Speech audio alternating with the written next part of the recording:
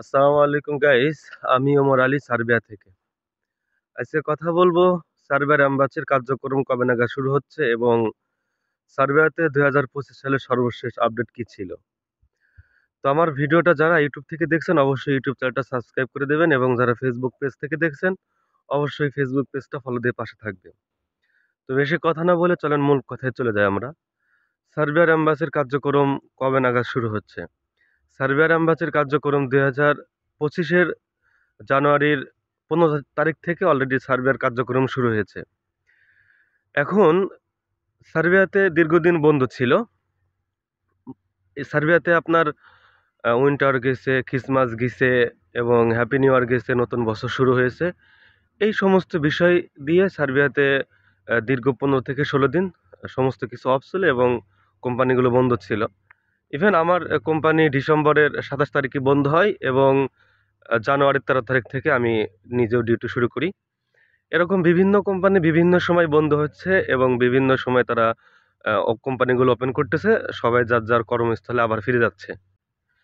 এখন যারা সার্বিয়ার এম্বাসির কার্যক্রম অপেক্ষায় রয়েছেন, কেউর ভিসা অ্যাপ্রুভাল হচ্ছে, কেউর ভিসা স্টাম্পিং হবে, এই অপেক্ষায় যারা আছেন তাদের জন্য কিছু কথা।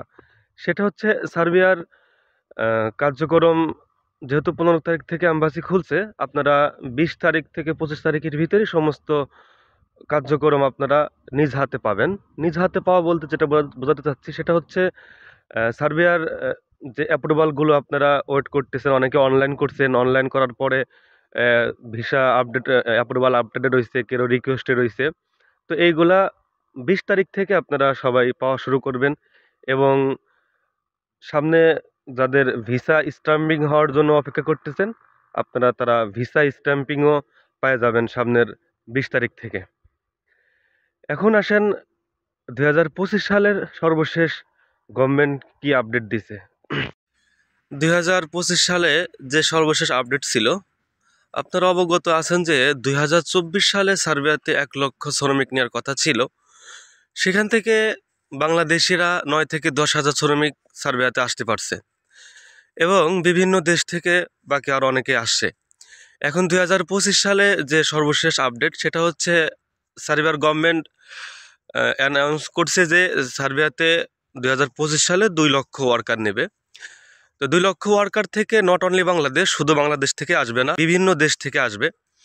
ইন্ডিয়া আছে, ভুটান আছে, আপনার পাকিস্তান আছে, এরকম বিভিন্ন কান্ট্রি, অস্ট্রেলিয়া আছে, বিভিন্ন কান্ট্রি থেকে তারা ওয়ার্কার নেবে, শ্রমিক নেবে 2025 সালে।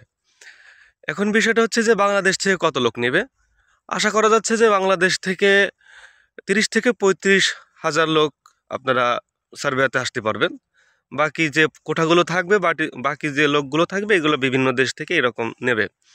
এখন বিষয়টা হচ্ছে যে আপনারা যারা ফাইল জমা করতে চাচ্ছেন, অবশ্যই বলবো যে যারা ভালো কাজ করে, ভালো মাধ্যম দেখে আপনারা অবশ্যই ফাইল জমা করবেন। বর্তমানে ইউরোপের ভিতরে সার্বিয়াতে খুব ভালো ভিসা হচ্ছে এবং সার্বিয়ার গভর্নমেন্ট ভিসা দিচ্ছে সবাইকে।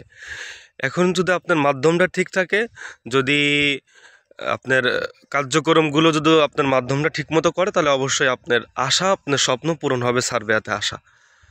এবং যে যেখানেই ফাইল জমা করছেন অবশ্যই ভালো মাধ্যম এবং ভালো ব্যক্তির কাছে দিবেন, যাতে আপনার কাজটা তারা সুন্দর মতো করে।